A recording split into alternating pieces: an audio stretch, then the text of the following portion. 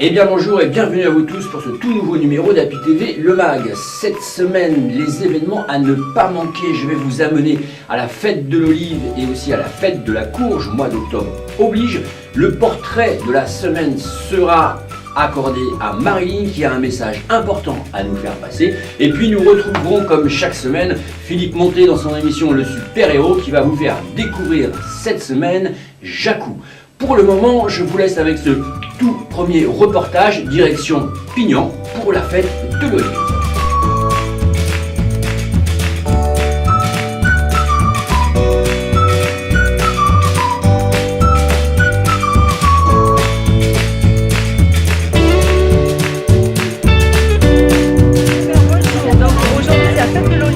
Alors pourquoi Pignan fête de l'olive? Parce que l'oléiculture, comme la viticulture, fait partie du patrimoine et de la richesse de notre village, de notre terroir. C'est vrai qu'on a énormément d'agriculteurs, donc d'oléiculteurs entre autres. Et c'est vrai qu'on a une cavolécole aussi. Voilà, on a un patrimoine très riche au niveau culturel, alimentation. Alors qu'est-ce qu'il y a au programme? Alors au programme, vous avez de nombreuses choses. Il y en a pour tous les âges. Hein. Bon, bien sûr, les stands habituels, la restauration, les produits de l'olive, donc que ce soit l'olive, l'huile d'olive, tous les produits dérivés, parce que c'est vrai que l'olive a aussi bien en alimentation, mais aussi a des pouvoirs bénéfiques au niveau de la santé. Beaucoup de vertus. Beaucoup de vertus, voilà. Donc c'est vrai que voilà, on a une olive, on a des manifestations aussi, des petits programmes pour les enfants, gratuits bien sûr, parce que le but aussi c'est que les enfants participent, donc tout est gratuit pour eux.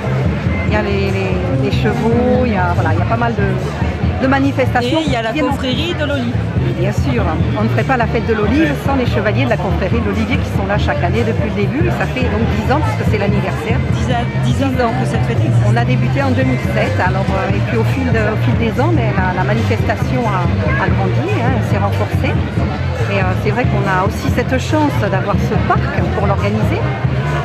On a aussi le temps, la météo, même si c'est pas l'idéal, mais il vaut mieux avoir ce temps un peu couvert et bon, plutôt que d'avoir une eau forte. Et cette belle écharpe autour de votre cou, là, voilà. Qu'est-ce que c'est? Eh bien, c'est parce que j'ai été intronisée il y a déjà 3 ans, 4 ans, par la confrérie des chevaliers de l'olivier. Donc on a une petite médaille que nous portons à chaque manifestation pour rappeler l'intronisation. Grand honneur, tout à fait.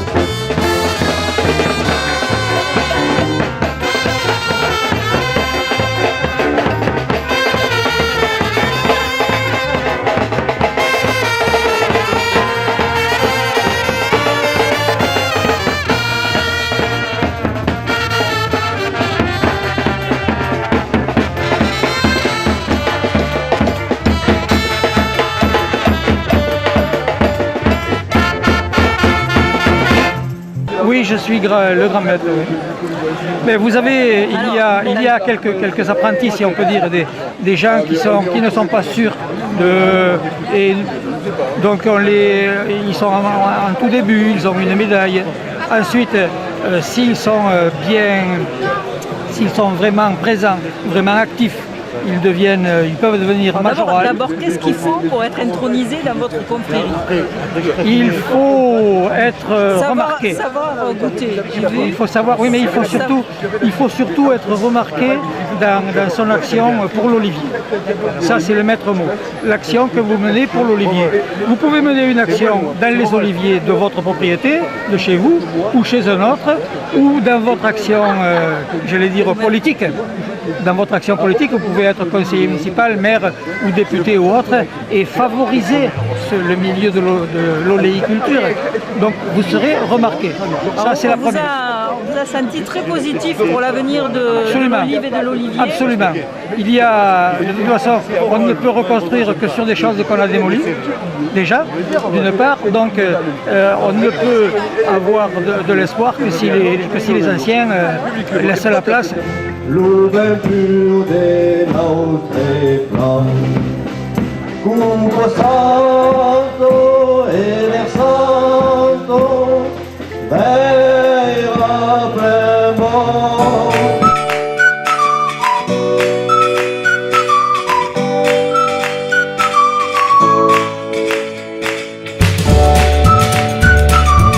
Mois d'octobre oblige, vous le savez, le 31 c'est Halloween et nos caméras se sont posées à la fête de la courge.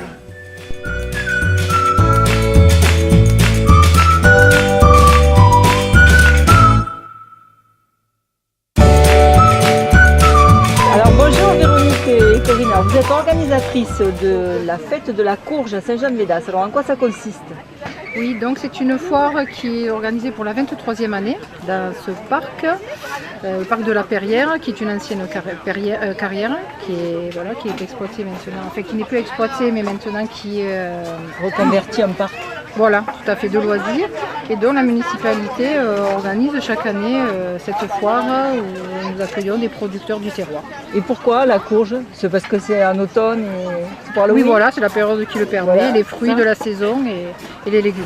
Oui, donc là on propose, ce matin il y a eu préparation de la soupe, donc avec des légumes de saison. Donc, et aussi on a misé cette année sur, non pas Halloween, mais sur la Samin. La Samin c'est les fêtes, on fêtait les morts à l'époque, c'est une fête celte. Il faut qu'on revienne un peu à nos origines, qu'on laisse un peu tomber Halloween qui est plutôt anglo-saxonne, donc on est revenu à la Samin, d'où de druidesse. Voyez. Et cet après-midi donc il y aura des masques et nous on propose un atelier maquillage évidemment. La première étape, c'est de bien mélanger l'argile et le terreau. Hein, donc on va vraiment malaxer, on va bien mélanger tout ça, bien malaxer pour faire ce mélange terre et argile. Voilà. Et après on choisira des plantes, vous verrez dedans. La mousse va permettre de garder l'humidité après. Hein, mais au départ c'est vraiment ce travail et ce plaisir d'avoir cette texture en main. D'accord. Donc commencez par vous, il faut mouiller les mains. Enfin, d'accord. Mais il est où l'argile? Alors l'eau est un peu sale, c'est pas grave, on va se salir. J'ai vu des pros qui font ça, ils font du bonsaï avec ce principe du coquelin, qui est une réserve de bon terreau, d'humidité. Après il faut gérer l'humidité aussi, pas trop arroser. Il faut arroser quand même un petit peu. Il faut arroser un peu. Ah oui, non, d'office. Après c'est une plante. Hein, donc, mais on arrose par le dessus un tout petit peu, ça prend bien. Après la mousse qui garde vraiment l'humidité, on va la vaporiser un peu de temps en temps. Mais, non, donc on arrose beaucoup moins que Alors quoi? Alors quoi? Une recette super simple avec une courge. Une recette super simple avec une courge, Ouais. c'est la soupe de violina. C'est des morceaux de violina avec la peau, coupés en morceaux, passés à la cocotte avec de l'huile d'olive. Dès que ça commence à roussir, on met dans l'eau et un quart d'heure, 20 minutes après, quand ça a bouilli, on passe un coup de mixeur, on a une soupe, un velouté délicieux. Sans rien faire, juste de l'eau, de l'huile d'olive et de la courge. Alors Christian, vous êtes le roi du nid.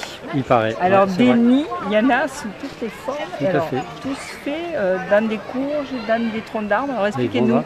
c'est votre passion, c'est votre métier, c'est quoi? C'est ma passion, je suis une association, je suis basé à l'Odève. Voilà. Donc ma passion c'est de s'occuper des oiseaux. Je fais partie aussi de la Ligue de protection des oiseaux, de la LPO. Voilà, c'est ce qui m'a mis après le moment de la retraite à fabriquer des nichoirs pour les oiseaux et également pour les insectes, pour les abeilles solitaires. D'accord. Et alors dans les calebasses là, qu'est-ce que vous faites? Vous les creusez? Je les creuse, ouais. D'abord je les cultive, je les laisse sécher tout un hiver pour pouvoir les récupérer sèches, quoi. Et à ce moment-là, selon l'inspiration, je fais un nichoir. Donc vous n'avez que des modèles uniques? Voilà, il n'y a pas de nichoir pareil.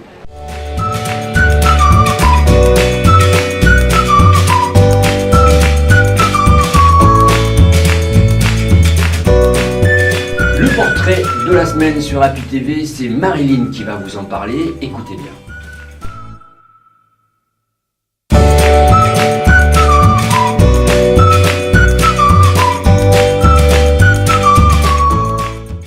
Le portrait de cette semaine est réservé à Marilyn. Marilyn habite Plaisant. Elle a 40 ans, maman de 6 enfants, dont un enfant de 22 ans atteint de la maladie de Crohn. Elle est ici pour nous parler de cette maladie, mais aussi de nous parler d'un événement qu'elle organise avec son mari. Marilyn, bonjour, vous êtes dans les studios d'Happy TV pour nous parler déjà d'une part d'un événement que vous avez organisé avec votre mari dans une petite commune de Plaisant qu'on parlera pour faire un petit clin d'œil à la commune, mais vous êtes venu là pour amener un témoignage parce que vous êtes mère de 6 enfants, dont un enfant qui a une maladie qui s'appelle... C'est la maladie de Crohn, c'est une maladie auto-immune. Donc il est né avec cette maladie qui a été détectée à l'âge de 14 ans parce que c'est une maladie qui est détectée avec les premiers signes de la puberté. Alors cette maladie, c'est quoi exactement? Parce que tout le monde ne connaît pas cette maladie-là. C'est une maladie qui part de l'œsophage jusqu'à la fin du système digestif, avec des effets lourdement handicapants au quotidien. C'est-à-dire qu'on ne peut pas soulever de poids, on ne peut pas manger ce qu'on veut, on ne peut pas boire ce qu'on veut. Donc ça a des conséquences lourdes tout au long de la vie, puisque ça ne se guérit pas. Votre enfant, qu'on ne dira pas son nom, puisque forcément il veut garder l'anonymat, et en plus il travaille aujourd'hui, donc il fait face à la fois à sa maladie, et à la fois il essaye de s'intégrer dans la société. C'est ça. C'est dur pour lui au quotidien, c'est dur et à la fois un challenge qui se lance lui, pour être comme les autres, pour vivre comme les autres, malgré sa maladie et son handicap. Après, c'est sûr que c'est pas évident parce que les employeurs, quelquefois, sont compréhensifs, d'autres moins. Ça fait peur aux employeurs? Ça fait peur, ça fait encore peur parce que c'est pas connu. La maladie dont souffre mon fils est une maladie orpheline qui n'intéresse pas grand monde aujourd'hui. Voilà. D'accord. Aujourd'hui, scientifiquement parlant, on va vers de l'avancée, on va vers des débouchés, ou alors il n'y a strictement rien, il faut tout faire? Non. Il y a eu déjà de grosses avancées. C'est une maladie qui était mortelle avec une espérance de vie atteignant à peine 25 ans. Il y a ne serait-ce de ça que 15 ans en arrière. Donc il y a beaucoup d'avancées. D'accord. Et donc, alors pour faire avancer toute cette grosse machine, en fait, vous avez organisé, vous et votre mari, à Plaisant, c'est ça? Plaisant. À Plaisant, pardon. Vous avez organisé le Téléthon, puisqu'il n'existait pas du tout à Plaisant. Racontez-nous ça, parce que Plaisant, c'est un tout petit village. C'est un tout petit village, donc qui est pas très loin de Clermont-Lérault. Avec une capacité de 1000 habitants. Et un soir de novembre 2014, on s'est dit, ben, pourquoi pas? Après tout, pourquoi pas nous, simple citoyen de la se ville, faire porteur un petit peu de ce qu'on peut faire tous ensemble si on s'unit. Et donc nous sommes allés trouver Madame Négrier, qui est le maire de Plaisant, et qui nous a dit, ben, si vous avez des idées, moi, je suis. Et c'était parti. Et l'aventure Téléthon a commencé. Donc ça a commencé quoi, il y a 3 ans, c'est ça? Il y a 3 ans. Il y a 3 ans, là c'est la 3e ou la 4e année? C'est la 3e année. C'est la 3e année. Alors, racontez-nous ce qui va se passer et puis surtout les dates auxquelles les gens vont pouvoir venir participer, parce que je rappelle juste quelque chose qui est important, le Téléthon, ça se passe aussi dans des grosses communes, notamment Montpellier, notamment Palavas, qui sont vraiment des villes qui font vivre le Téléthon, mais aussi, ce que les gens oublient, c'est qu'il y a des petits villages qui font des choses, on va dire, extraordinaires, voire magnifiques, et vous faites quelque chose qui est un petit peu extraordinaire, parce que moi j'ai eu la chance de voir passer votre affiche concernant l'animation que vous allez réaliser. Parlez-nous de cette animation-là, justement. Alors, cette année, on a décidé de partir sur 3 dates. Sur 3 dates parce qu'il y a des enfants de la commune qui sont venus nous trouver en nous disant qu'eux aussi, ils avaient envie de participer comme les grands. Et ils nous ont proposé de vider leurs greniers, leurs armoires, au bénéfice du Téléthon. On a accepté, donc ça se passera le mercredi 29 novembre, toute la journée, au cœur d'un nouveau lotissement qui s'appelle le lotissement Marcelin-Albert, Plaisant. Et puis ensuite, on partira sur le week-end d'après, donc les 2 et 3 décembre. Le 2 décembre, ce sera une journée où il n'y aura pas 1 heure sans animation, de 9h à 18h. Et puis le 3, Là, c'est le grand gala du Téléthon et c'est Plessan qui se met sur son 31 pour accueillir 12 artistes, dont le parrain, Ricoun, qu'on ne présente plus dans la région, hein, puisque c'est le région. Patrick Sébastien, on va dire, de la région. Hein. C'est ça, tout à fait. Tout à fait. Tout à fait. Il sera donc accompagné de plusieurs sosies. Je tiens à préciser que tous ces artistes viennent absolument gratuitement. Et j'ai pas eu besoin d'insister, vraiment, c'est parce que le Téléthon, c'est aussi ça. C'est aussi une très très belle aventure humaine. Et quand on se retrouve vraiment tous unis autour d'une cause, ça peut prendre vite une très très jolie ampleur. Si les gens veulent vous joindre, Marilyn, comment ils font? Je pense et je suppose que vous avez une page Facebook. Hein. Tout à fait. Donc il faut taper Téléthon Plessané 2017. C'est la page Facebook. Et puis ensuite, le numéro 06 42 60 21 25 pour toutes les infos et les réservations, bien sûr. Rendez-vous à Plessan alors.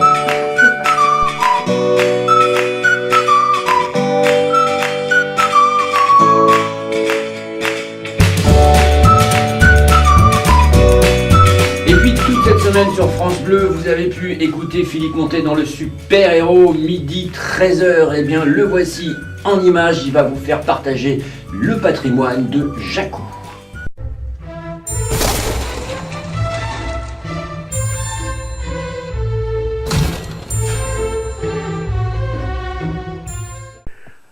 Oui, bonjour à toutes et à tous et merci de nous retrouver à Jacou. Ce sera notre ville-étape cette semaine pour le super-héros. Je ne suis pas seul. Olivier Delabrusse est à mes côtés. Bonjour monsieur Delabrusse. Bonjour à tous. Vous êtes très actif au sein d'une association qui s'occupe du patrimoine, en tout cas qui a envie de le préserver, certainement de le partager aussi. Nous sommes ici devant un parc très boisé, surtout devant une porte métallique que nous allons pousser dans un instant. C'est quoi exactement ici, Olivier Delabrusse? Alors c'est l'entrée des jardins classés, monuments historiques, du château de Bocaux à Jacou. Si vous me permettez, on va pousser la porte et puis vous allez m'accompagner pour me faire un petit descriptif local. Voilà, cette porte est assez difficile parce qu'assez lourde. Nous la poussons, nous entrons, je vais la refermer pour éviter que tout le monde rentre parce que c'est un lieu habituellement fermé, monsieur Delabrusse. Oui, fermé parce que aussi bien les jardins que le château sont en cours de restauration. Mais toutefois, nous ouvrons quand même à des visites, notamment lors du temps des jardins, lors des journées européennes du patrimoine, et éventuellement aussi à des personnalités qui nous le demandent ou à des groupes constitués. Quand on dit parc de Bocaux, Bocaux, la famille de Bocaux, Bocaux?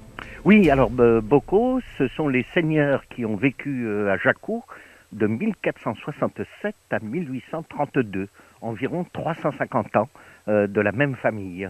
C'est vrai que dans cette émission, nous aimons beaucoup partager cette histoire de notre département et de la ville qui nous accueille. Ce sera le principe du super-héros. Nous allons rejoindre dans un tout petit moment la salle La Passerelle, qui est une salle de spectacle non loin d'ici, qui va accueillir notre émission. Le public nous y attend déjà, celles et ceux qui vont y participer aussi.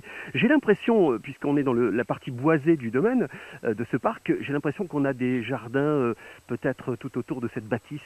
Oui, alors ici tout de suite à notre gauche, les jardins 19e siècle, de style jardin anglais, jardin romantique, qui ne sont pas encore traités en termes de restauration. Par contre, nous allons arriver devant, sur la terrasse d'honneur du château, et là nous découvrirons les jardins à la française, réguliers, classiques, qui ont déjà fait l'objet de restauration importante. C'est pas terminé, mais ça donne déjà l'idée de ce qu'étaient ces jardins splendides au XVIIIe siècle. Et vous savez que la semaine, nous allons la passer ici avec France Bleu Héros et avec Happy TV. D'ailleurs, les images de Willy Saltel nous emmèneront dans ce jardin à la française. Mais prenons notre temps. Finalement, profitons encore un petit peu du lieu avec vous, monsieur Delabrusse. Merci beaucoup.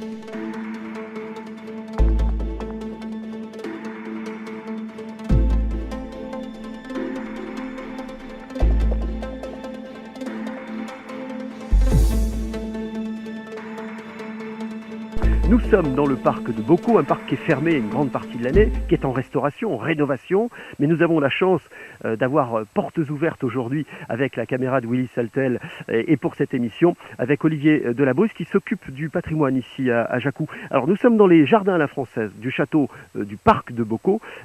Cette plaque est importante pour vous, pourquoi ? Oui, parce qu'elle nous donne l'origine de l'histoire des lieux. Elle nous dit qu'en 1467, le premier des Beaucaux est venu ici et a acheté une maison. Et elle nous dit que son petit-neveu Pierre de Beaucaux, en 1618, a construit un premier château Renaissance. Et c'est une plaque d'origine donc très ancienne qui sera, elle, peut-être aussi rénovée. Elle le mériterait un peu, mais elle est encore très belle en tout cas à regarder. Alors, Olivier, regardons de chaque côté de cette plaque. Nous avons ici le bassin, mais surtout la bâtisse en elle-même. Le château, on l'appelle le château ? On l'appelle le château. On est sur la façade principale du XVIIIe siècle, rénové au XIXe siècle. Donc un bâtiment de prestige qui s'ouvre sur cette terrasse d'honneur et sur les jardins, avec au devant un bassin rond qui reflétait la façade du château, comme ça faisait beaucoup dans beaucoup de châteaux. Mais au XIXe siècle, on est venu implanter une statue, un groupe statuaire, les Enfants au Dauphin, un magnifique groupe statuaire du XVIIIe siècle. Et puis alors, face au château, au bassin, derrière la plaque dont nous venons de parler, il y a ce jardin à la française en forme d'escalier, avec une sorte de symétrie quasi parfaite de droite et de gauche. Oui, une symétrie absolument parfaite, donc la symétrie classique régulière. Ce qu'il y a à gauche, on va le retrouver à droite. Et puis alors surtout ce magnifique jeu de terrasses, d'escaliers, de sculptures qui sont d'une très grande qualité. Merci pour cette visite privée, guidée, Olivier Delabrusse. Et alors, je me dis qu'avec un tel espace magnifique au sein de la commune, ce serait quand même bien que peut-être un jour il naisse un projet culturel. On en parle peut-être dans les cartons ? Oui, bien sûr, le château va être rénové et notamment au rez-de-chaussée va être transportée l'actuelle bibliothèque municipale qui va pouvoir s'étendre, qui va pouvoir donner des lieux beaucoup plus confortables. Par exemple, on prendra un livre et puis on viendra sur la terrasse dans des chaises longues lire ce livre.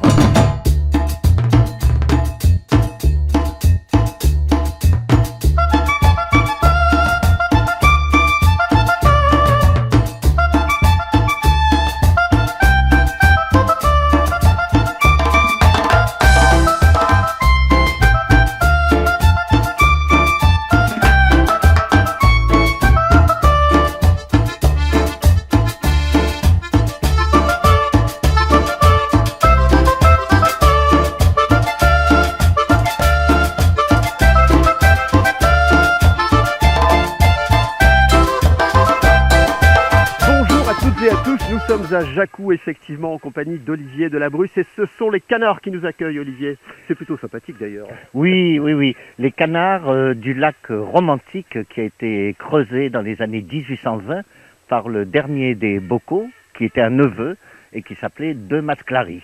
On en sait déjà un petit peu plus sur le lieu qui nous accueille. Mais en réalité, vous vouliez nous faire découvrir quelque chose qui se cache derrière les arbres juste à notre droite. Oui, un édifice, là encore, totalement unique dans la région de Montpellier, voire dans tout le Languedoc. C'est la fameuse grotte ornée de la Coquille, mais également avec ses édifices annexes. En fait, 3 édifices. Une fausse grotte qui était construite, une fausse grotte à l'italienne, à l'imitation des villas toscanes, et puis une tour de 13 mètres de haut qui contenait un puits à roues, c'est-à-dire des roues verticales avec des cordes et des godets qui venaient puiser l'eau qui sortait de la source de la grotte et qui montait cette eau. Donc ces roues étaient actionnées par un âne qui tournait autour. Et cette tour, donc du puits à roues, de la Pouzarinque, amenait l'eau au sommet du mur et par des canalisations en terre cuite, alimentait les bassins devant le château. On faisait les grandes eaux grâce à l'âne qui tournait autour de la roue. J'espère qu'il aurait sa statue ici, ça ne m'étonnerait pas, parce qu'il aurait bien mérité. Enfin, il y a certainement plusieurs ânes qui ont dû servir à ça. Merci beaucoup de nous amener devant ce bâtiment, la grotte ornée. Nous allons la visiter d'ailleurs en votre compagnie. Et nous, sur France Bleu Héros, nous allons nous retrouver dans cette salle, une autre salle qui s'appelle la Passerelle, qui est la salle de spectacle, pas très loin d'ici d'ailleurs, où nous attendent à la fois le public et les gens qui vont participer à l'émission. On va essayer de vous faire découvrir tout cela de plus près. Merci Olivier Delabrusse de votre érudition à ce sujet, parce que vraiment on sent que vous connaissez le patrimoine de Jacou par cœur. Un patrimoine exceptionnel, ça vaut le coup de l'étudier.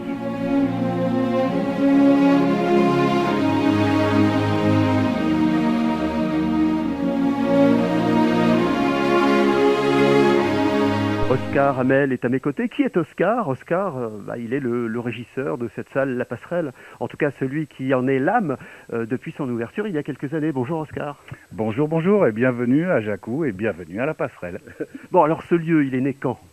Ce lieu, il est né en 2011, il a été fini de fabriquer en 2010 et il a commencé tout de suite à faire du spectacle vivant puisque c'est son âme principale. Et depuis, on attaque notre 6e saison avec le sourire. Oui, je le confirme. Alors nous sommes tout en haut des gradins, nous laissons à la droite la régie. Alors là, c'est quoi? C'est l'endroit privé d'Oscar?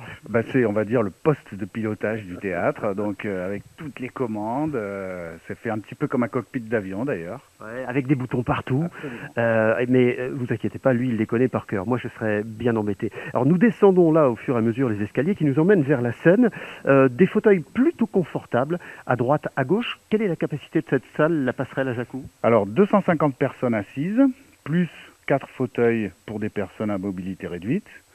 Et ma foi, on remplit pas mal depuis 6 ans, puisqu'on est à 2/3 à peu près de fréquentation en moyenne sur les 6 années qui se sont passées. C'est une bonne jauge, comme l'on dit, c'est plutôt bien. Qu'est-ce qu'on y produit? Du théâtre, de la musique? Je suppose que la palette de spectacles est variée. Alors théâtre, musique et danse, donc les 3 grandes familles du spectacle vivant. Même si en danse, on est un tout petit peu moins représenté que les 2 autres arts, mais tout ce que le spectacle vivant peut nous apporter. Et on a aussi des séances de cinéma pour les cinéphiles, 1 fois par mois, avec des films récents.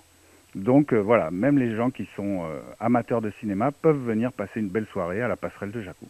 Bon, je sais que, Oscar, tu es pris par le travail, il faut préparer cette salle pour le prochain spectacle. Nous, on va se diriger à quelques mètres d'ici, puisque c'est ici que nous allons, dans quelques instants, retrouver notre public et les gens qui vont participer à l'émission. Tu me confirmes, tout est prêt?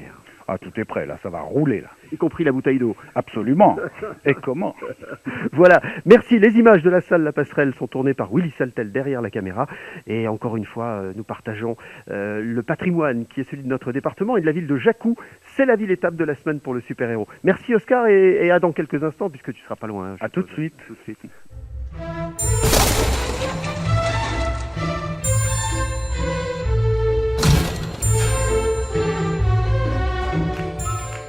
Et bien voilà, Happy TV, c'est fini pour cette semaine. Je vous dis bien sûr rendez-vous la semaine prochaine. Restez curieux et ne loupez pas le numéro exceptionnel à la fin du mois d'octobre. C'est le 31 pour la Salvetat TV. Et bien sûr, on retrouvera aussi Palavas TV. Ciao, passez une bonne semaine. À la semaine prochaine.